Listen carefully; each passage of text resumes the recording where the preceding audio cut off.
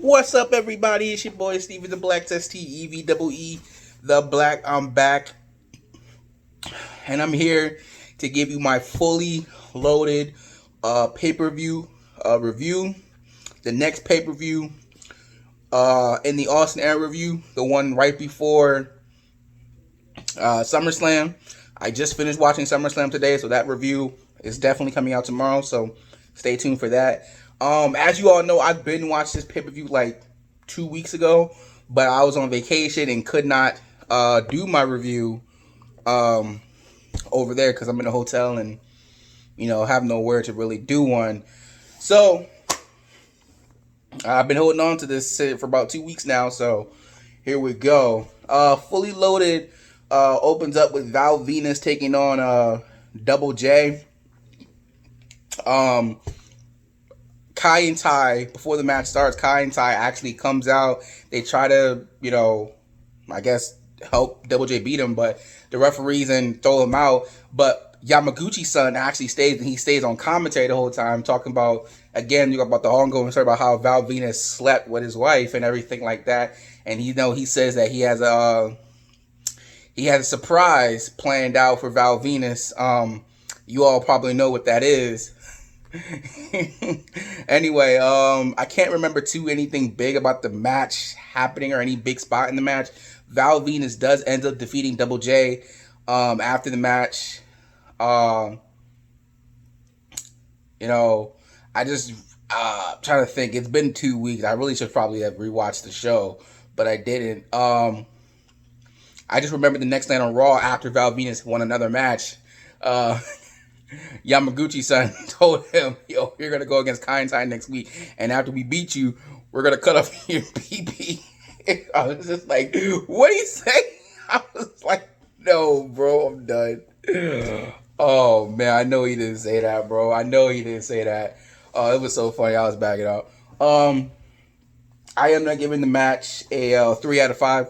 Pretty good opening match. Next up, we had D'Lo taking on X-Pac. It was not for the European Championship, but it was just a good old-fashioned match. Honestly, I was a little bit disappointed because I know X-Pac is a great worker, and I know D'Lo is a great worker, so I'm expecting a really, really good match, but I did not get that. Again, nothing really stood out to me. I'm trying to think. Man, I did not write down who won this match. Who won this match? Oh yeah, it's D'Lo won. D'Lo won. Yeah, I gave the match a 2.5 out of 5. Nothing really stood out about the match. I was really honestly disappointed.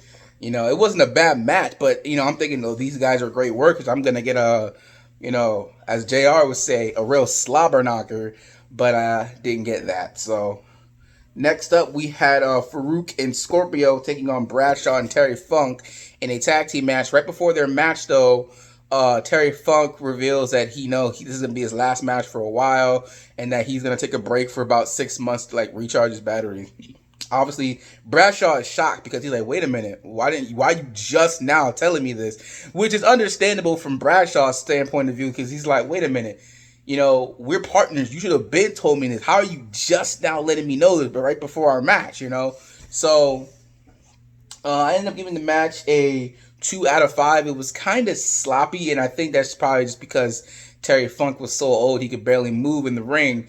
But the whole time you could tell Bradshaw was bothered by it. He wasn't really in it. He was being extra, extra aggressive.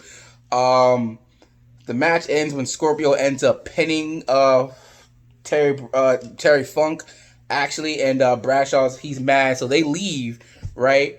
And then so Terry Funk tries to calm him down, but Bradshaw starts beating him up, and then Funk and Farouk come back, not Funk, Scorpio and Farouk come back to help out Funk, but then they get beat up, and so Bradshaw now is a heel. He's sick and tired. Again, understandable. This is a great heel turn. I can understand why he's turning heel. You're supposed to be my brother. You're supposed to be my partner. How could you tell me you're leaving right before the match? It's very, very stupid thing, and dare I say hypocritical thing to do. So I understand that. Next up, we had Mark Henry taking on Vader in a match. We know these two guys have had problems in the past, so they're going down in this match. Another disappointing match. I gave it a 2 out of 5. The match was very, very sloppy. This is Mark Henry when he was young, so he was still learning and stuff. So I expected Vader to take control, but it was just a very sloppy match. Like I could not get behind it. Sorry, my throat's a little parched. So you can really tell that. I'm trying to remember how the match ends. I believe Vader was like getting ready to go for like a Vader bomb or something like that. Mark Henry gets out of the way. Mark Henry gets out of the way. He does a scoop slam. He goes against the ropes. Body jumps up and body slams on Vader and pins him for the 1, 2, 3. You know, it's very difficult to watch guys like Edge and Mark Henry during the Attitude Era, because I'm expecting them to do like the spear and the world's strongest slam, but they haven't come up with those moves yet. So I'm like, I wonder what their move is. And so, like, example, I remember one time watching The Rock, and we all know The Rock's move is the Rock Bottom, and he would just throw that move out there. I'm like, what? That's the Rock Bottom. That's your finishing move. How are you just gonna use that move as if it's an arm dragger or something like that? You know, it's very, very weird. But yeah, so that gets a 2 out of 5. Next up, we had the DOA taking on the LOD 2000 in a match. This match was a little bit better, but the manager for the DOA, who used to be the manager of LOD, every chance he got, he kept beating down Animal or Hulk, and I'm just like, wow. I'm like, this guy is just mad aggressive, bro. I believe his name is Paul Orndorff. He's in the Hall of Fame. So very good guy, very good manager. But I was like, man, this guy's super aggressive. Eventually, the match ends when the LOD gain the advantage. They're getting ready to go for their finishing move, but Paul Orndorff distracts the referee long enough for the DOA to do a twin magic and get the DDT. They use the DDT and pin the LOD that way. I'm like, wow, people getting pinned by DDTs, bro. I mean, I know that's Alexa Bliss's move and everything, but even that, I'm like, that's a DDT, bro. You know, come on. Whatever. Okay. Next, I get that match a 3 out of 5. I thought it was a little bit better than Henry and Vader. Next up, we had Owen Hart versus Ken Shamrock, and they were fighting in the Hart Dungeon at Owen Hart's old house. I really enjoyed this match. This is my favorite match of the night. I really enjoyed this match. Hold on, let me go like this. Yes, that's much better. Cause I was like up there, so this is much better. It was a very different environment that the two had a match in. Basically, you know, they were throwing each other up against the walls. Owen was using the pipes in the ceiling to kick what do you call it? To kick Ken Shamrock and everything. It was very resourceful stuff. The match ends when Dan the Beast Severn was the special guest referee. So remember, he doesn't like either of these guys, but he's trying to say impartial. Anyway, the match ends when I'm trying to remember, was it a submission match or was it just a regular match? I think it was a submission match. I don't know. Either way,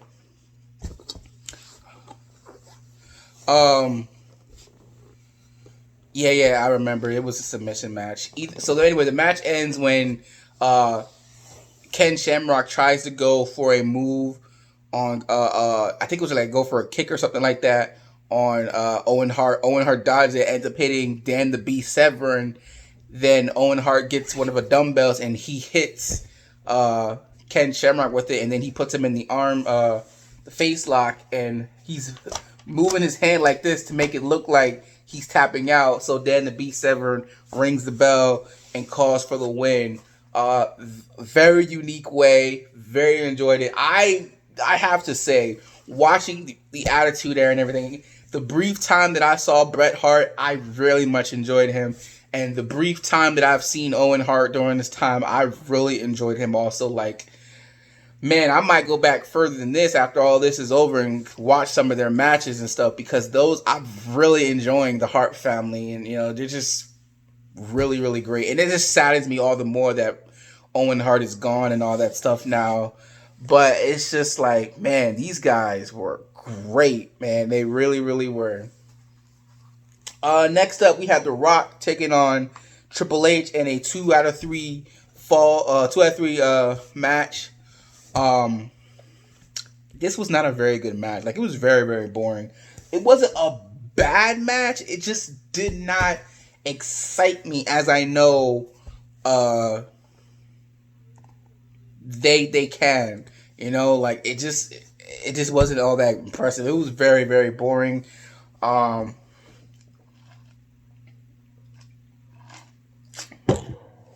The Rock, he gets the early fall, and so really for the rest of the time, he's just trying to get a clean sweep. But DX ends up coming to help Triple H. I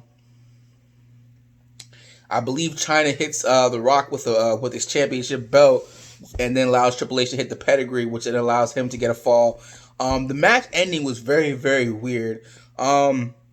So Triple H hits the pedigree, right? And I would say there's about a good 5 seconds left before the time is up, because back then there were timers on these matches, like, oh, you only have 20-minute time limit or 30-minute time limit, all that stuff, right?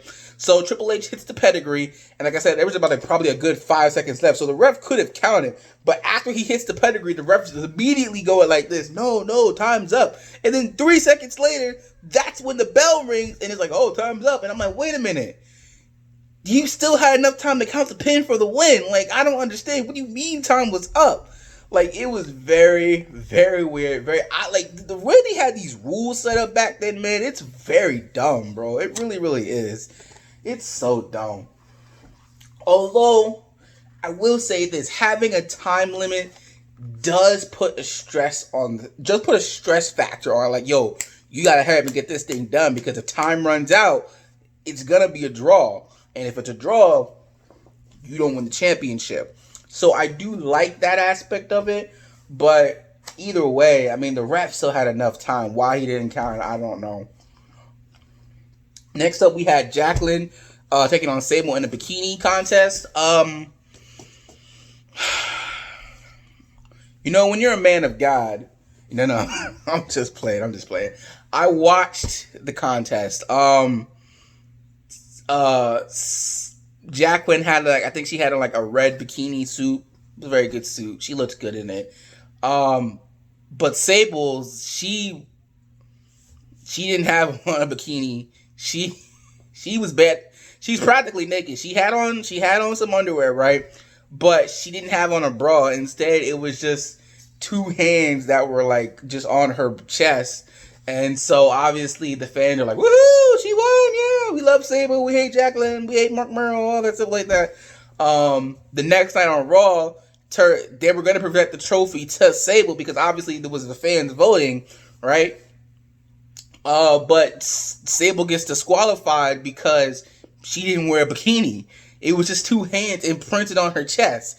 And obviously that makes sense, right? So Jacqueline won by disqualification, which, makes sense. So that was that. I mean, it was okay. I mean, like I said, we've come a long way from the Becky Lynches and the Charlotte Flairs and the Asukas. From that to this, man, it's night and day, bro. Night and day. And then finally, we had Stone Cold Steve Austin and The Undertaker taking on Kane and Mankind in the main event for the for the Tag Team Championships. I gave this match a 3 out of 5. I did not think it was better than the dungeon match, because I just thought that was very unique and creative. The story going into this match was Kane and The Undertaker in cahoots with each other to try and take away the championship of Stone Cold Steve Austin. Undertaker didn't deny it nor say it was true. And as you know, Kane doesn't really talk. So And Paul Bearer like, nah, they ain't no cahoots. I hate this guy. Kane hates this guy. All that stuff like that. Kane and the Undertaker end up winning the match. I mean, there were times where Taker would just stand there and let Kane get beat up, and there were times where Stone Cold would just stand there and let Taker get beat up. It didn't really look like they were trying to help each other out until the absolute last second because they wanted to win the tag team titles. Which eventually they do. They do win the tag team titles. I believe Austin hits the stunner on both Kane and Mankind for the win. And like I said, that match gets a 3 out of 5 for me. I have to say though, like I said, first of all, let me just say this. So Kane, Undertaker, he takes both the championship belts and he just walks off, and Stone Cold's like, yo, what the heck, bro? What are you going? All that stuff like that. Undertaker's actions during all this, he's still a babyface, but it's very, very hard to tell. Like, I'm like, he's doing some very weird things. I'm like, are we sure he's a babyface? Like, or is he a heel? I don't know, and it's even more confusing when we get to SummerSlam and all that stuff because I'm like, what is going on, bro? Like, what is going on? But anyway, that is Fully Loaded. I gave the pay-per-view, I couldn't decide between a D+ or a C-. This was not a good pay-per-view. It wasn't horrible, but it wasn't terrible either. I mean, but it wasn't good either. It was just, I mean, you notice I gave a lot of things 2 out of 5. I mean, the only things I got 3 out of 5 were Owen Hart and Ken Shamrock and Undertaker and Kane. Like, Val Venus and Double J got it because they had a pretty good match. But I mean, a lot of the stuff is 2 out of 5s, and that's not good. A lot of the matches were not that good. So D+ or C-. I mean, because it's too. I mean, the main event was okay. I mean, I don't really know. I'm gonna have to give it a D+. It wasn't a very good show. I mean, like, it just wasn't. I mean, The Rock and Stone Cold, The Rock and Triple H didn't really match. Their match didn't really hype me up, or I'm like, oh man, I'm gonna rewatch this match for years. Like, that's how you judge these matches. Will I come back and watch these matches? Will I come back and watch these pay-per-views again? No. I mean, maybe a match or two, but like, even Ken. Actually, now that I'm thinking about it, I'm looking at all these matches. Nothing on this show makes me say I want to come back and watch it. Nothing says that. So I'm kind of disappointed. So I'm gonna have to go with a D+, unfortunately. But SummerSlam review is coming out tomorrow, and boy, let me tell you. Well, you do have to wait till tomorrow, but I will catch you guys later tomorrow. And if you're not down with that, I've just got 2 words for you. Peace out. And I'll talk to you later. Still disappointed about Fully Loaded though. Like,